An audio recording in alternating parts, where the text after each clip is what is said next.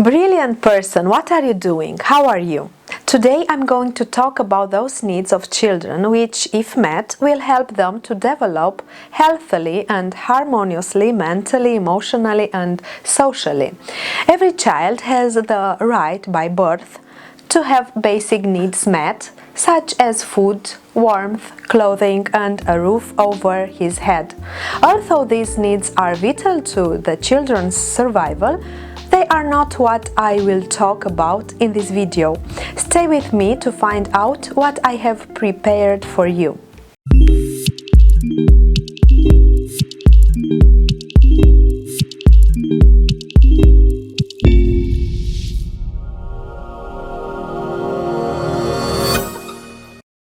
Hi, welcome or welcome back. My name is Luana Kadar. I am a trainer and personal development counselor. On this channel, I share with you the way in which to build the life you want. If you want to learn more about how to improve your quality of life, achieving your personal aspirations and dreams, then I invite you to subscribe to this channel. I post a new video every Friday. You can also click the bell in order to receive notifications every time I upload a new video. Today I want to talk to you about the following children's needs. The need to feel delight, especially alongside parents. The need for autonomy, the need for safety, the need to be calm. 1. The need to feel delight. Embracing a kind and curious attitude towards our children is incredibly valuable. Regardless of his behavior, your child needs to feel unconditionally loved, and he senses this especially in your moments of delight. If a child feels loved, this will give him a tremendous sense of well-being, which will eliminate the presence of negative behaviors. A child who feels loved, with whom you have a healthy and positive relationship, will be more inclined to collaborate well on a daily basis. Your parenting words are more powerful than you think, so choose them wisely and lovingly. Talk to your child a lot about everything. Express your emotions so that you can show him that it's okay for him to do the same. He will then realize that it is not a weakness to talk about your feelings and open up to other people. A lot of people in my generation didn't have open communication with their parents, and that affected them in various ways. The way they relate to the world, to people around them. Now we know how important communication is, so try to create a safe space where your child can express what he feels. New research showing that bonding with our children may be the most important thing we can do for them. We should all take the time to let our children make us laugh, enjoy their quirks and appreciate their unique ways of expressing themselves without giving them over-the-top praise. It's about allowing us to genuinely enjoy them so they can feel it for themselves. The need for autonomy. Children need to learn and exercise their autonomy. In order to learn this skill, it is good to provide them with a favorable learning context, to have opportunities to explore, to discover, to try. From an early age, children begin to practice autonomy through different daily routines, such as eating, dressing, brushing teeth, and so on. At a young age, when learning autonomy, spending time in different activities is most of the time with an adult, parent, grandparent, nanny, educator, but slowly, as children grow up, it is useful to have moments during the day when everyone does what they want, giving them the chance to practice this autonomy. For example, while the parent is reading a book, the child is drawing or playing. This way the child also learns to be attentive to the needs of others and learns to respect them. Children need to be proactive, to be involved in activities, and to see their parents initiating and creating opportunities for relationships. The need for initiation does not mean a parent's responsibility to have a child who reads, buying hundreds of books, limiting their activities according to how much he reads, blackmailing or forcing him to read as long as the child never sees his parent reading, or brushing his teeth twice a day, or leaving his desk tidy, or talking nicely to neighbors and showing affection in the family. Children do what you tell them, but more than anything, children copy what they see. Teaching children to do and think for themselves means setting an example. It is not enough to say to children, "When I was at your age, I used to do this and that," or "You have to because I tell you to." No matter what they see around them, children want to be like their parents, and in their play or social interactions, they will initiate what they perceive to be happening in the adult world. It is okay to want a child who reads, plays chess, volleyball, soccer, martial arts, cooks, etc. But more important than these things for your child is your relationship with him. He will often sacrifice reading to watch TV if he sees you doing it, even if you are in separate rooms. Be there for your child and initiate, especially when he is young and open as a sponge to almost anything you propose, activities and discussions that are exactly that, an initiative, a proposal, a start, not an obligation, a pressure, and a rule to be maintained. 3. The need for safety. Whatever parenting style we have, whether we work full-time or stay at home, our goal should be to provide a secure base from which our child can venture out into life. Making our children feel safe means providing them with food, care, nurturing, warmth, and affection. We need to be reliable and consistent. However, this does not mean we should overdo it. We need to equip them with their own tools to feel safe in the world.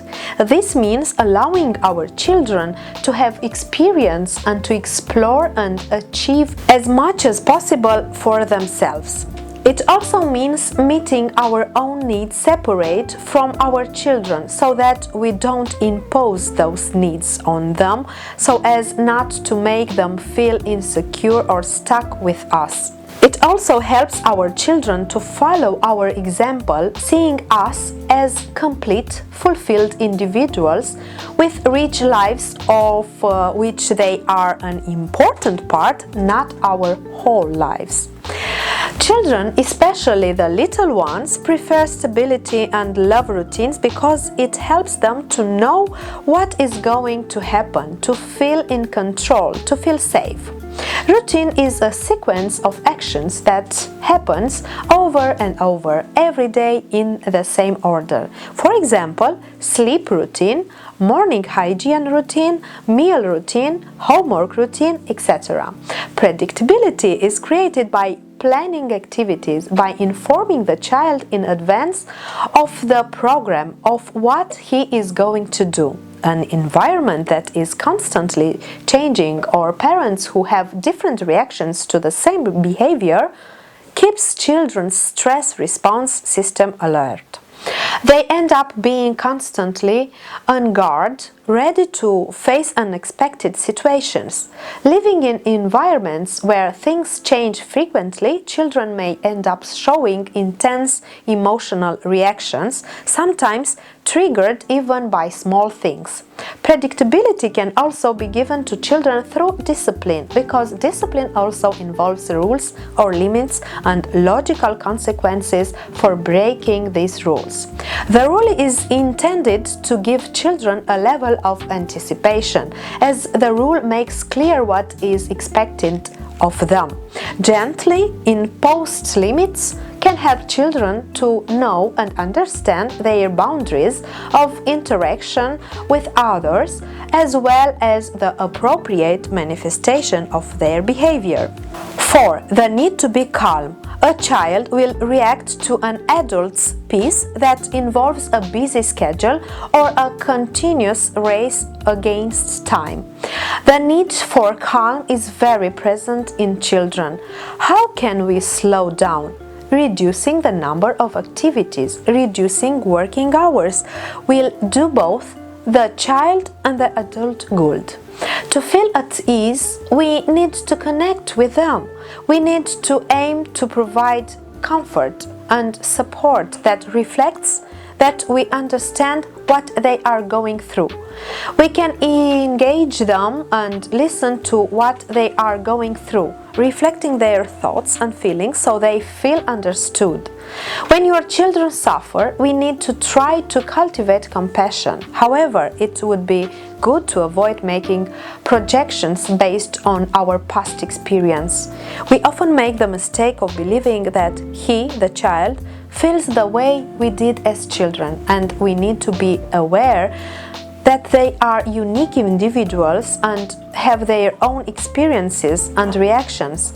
We don't need to feel sorry for them, not to pity or cuddle them to alleviate any feelings of worry they may be experiencing. Instead, we should show them compassion, help them develop the ability to tolerate painful emotions, and teach them healthy strategies for managing their strong reactions, thus giving them the tools to cope with many of life's challenges. The way you express your affection for your child will have a major impact on his adult life. Children who feel loved and appreciated develop healthy self-esteem and are able to offer affection in return. But when affection is conditioned by the requirement to be good or to get good grades, a child is more likely to develop unhealthy attachment as an adult. What needs did you have as a child in this regard? Maybe it helps to ask yourself this question. Perhaps you needed the certainty that you were loved by your parents, that you were enough, even when you made a mistake or got a low grade. Maybe the fact that you didn't always have this certainty made you understand that you always have to do something to get the love you want in return, that it doesn't just come. On the other hand, smothering with affection can be harmful because it prevents you from setting healthy boundaries with your child. Hence, why so many adults, especially men, do not accept much affection from their partners. When we try to give our children a solid foundation, we find that some of these tasks are challenging for us. This is based on unsolved issues from our past. In your journey of self-discovery, it is wise to figure out what gestures or words you missed or attitudes that hurt you as a child. I'm not telling you this to condemn your parents because they raised you as they knew best, according to their circumstances and the information they had at the time.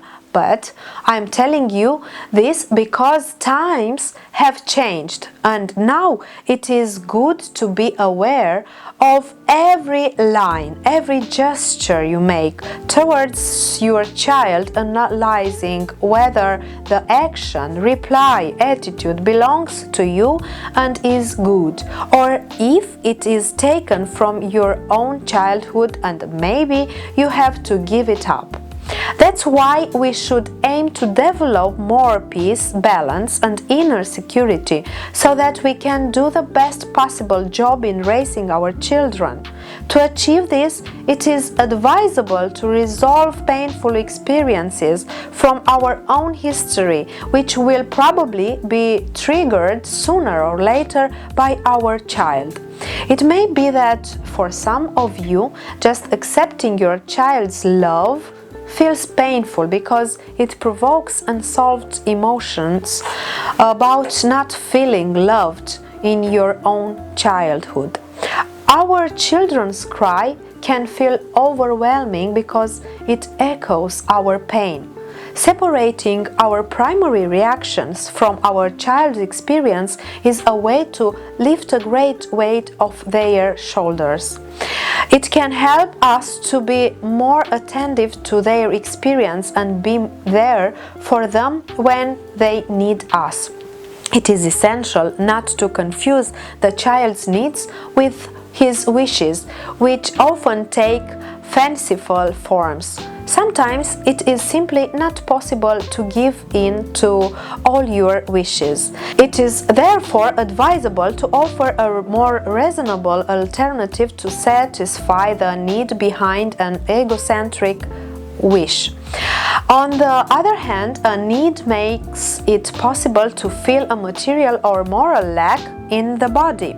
Knowing your child's basic needs will be of great help in resolving the most unfortunate situation. You will thus be able to reassure the child and allow him to evolve towards with serenity. If the information I provided was interesting and useful, I invite you to like and share this video with your friends. I am convinced that it will be useful to some. Join the list of subscribers and click the bell in order to receive notifications every time I upload a new video on this channel. Here you will find sources of inspiration if you are facing unhappiness, unfulfillment, or you have difficulties in adapting or feel a strong desire for change, maturation, and personal development. We meet every Friday with new topics to help you build the life you want, overcome barriers, identify and develop your talents and skills. Until next time, I wish you to live, not just to exist. With thanks and gratitude, Luana Kadar.